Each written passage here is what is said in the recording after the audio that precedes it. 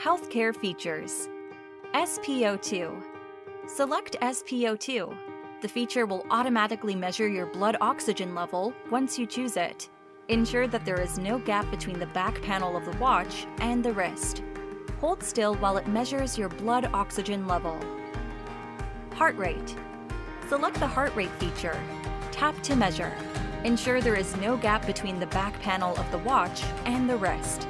Hold still while it measures your heart rate. Sleep. Tap Sleep to view your previous sleep duration.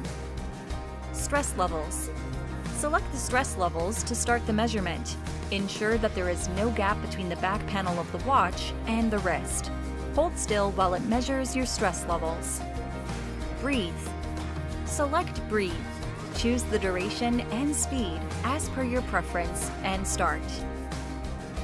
For more updates, subscribe to our channel.